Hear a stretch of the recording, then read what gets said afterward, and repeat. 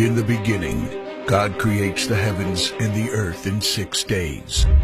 He makes Adam and Eve, who spend their days with God until they give in to temptation by eating from a forbidden tree. Sin enters the world, and things get so bad that God floods the earth and starts over with Noah and his family. Years later, God calls Abraham to follow him with the promise to make Abraham the father of a great nation. Abraham obeys, and God gives him a son, Isaac.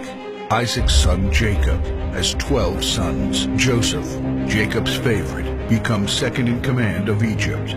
God uses him to save his entire family and Egypt from starvation. Hundreds of years later, the Israelites are slaves in Egypt.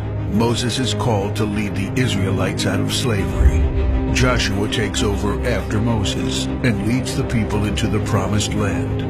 After Joshua, God raises up judges, temporary military leaders like Deborah, Gideon, and Samson, who protect and fight for God's people.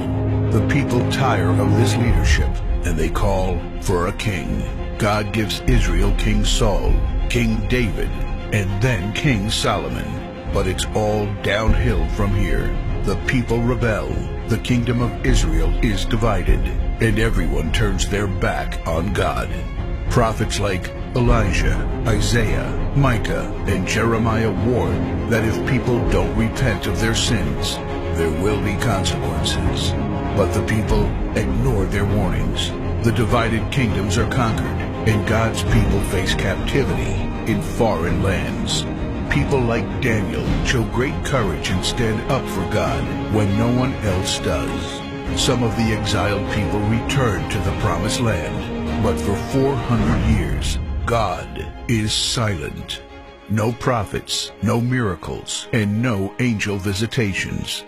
But then, the silence is broken when Jesus is born. He lives a perfect life, teaches truth, and performs miracles, proving He is God.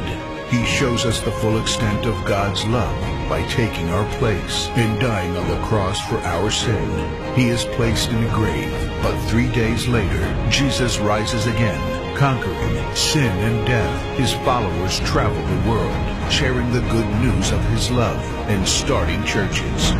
We now are part of this story, and we have the chance to change the world and share His love, because one day He will crack open the sky and He will return.